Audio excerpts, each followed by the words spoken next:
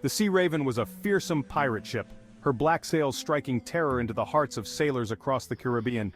Captain Redbeard, notorious for his ruthlessness, commanded his crew with an iron fist.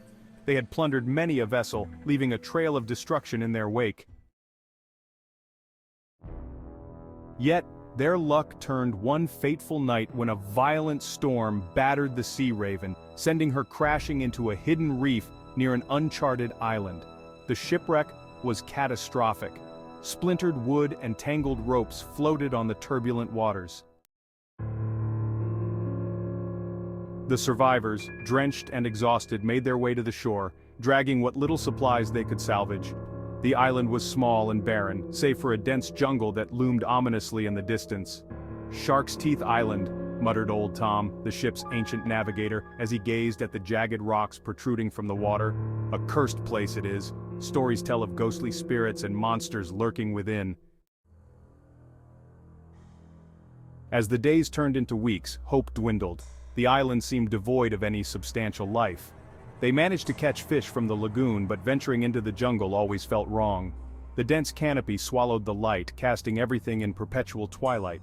Strange noises echoed through the trees, whispers, rustling leaves, and the occasional blood-curdling scream.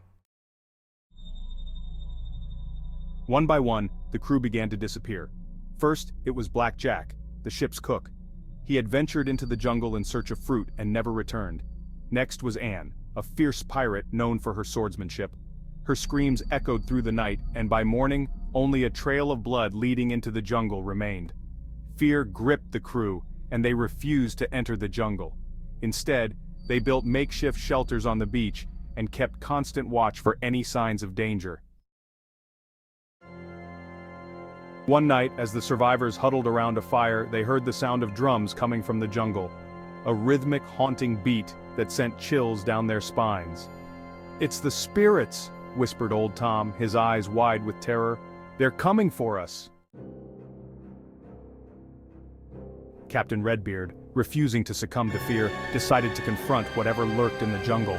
Armed with swords and torches, he and the remaining crew ventured into the darkness. The drums grew louder, the beat more frenzied. Shadows danced around them, and the air grew thick with the scent of decay. Suddenly they stumbled upon a clearing. In the center stood an ancient stone altar, covered in strange, glowing symbols. Surrounding the altar were the remains of their crewmates, their faces frozen in expressions of pure terror.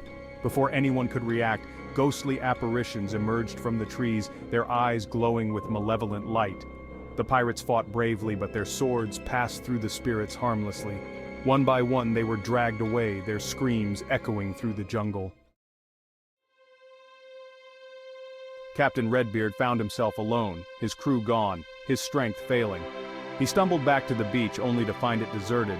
The fire had burned out and the shelters were empty. The sharks continued their vigil, their eyes gleaming in the moonlight. Exhausted and broken, Redbeard collapsed on the sand. As he lay there, he felt a cold hand on his shoulder. He turned to see the ghostly figure of old Tom, his eyes filled with sorrow. "The island is cursed," Tom whispered. "Those who die here become part of it, forever trapped in its eternal nightmare."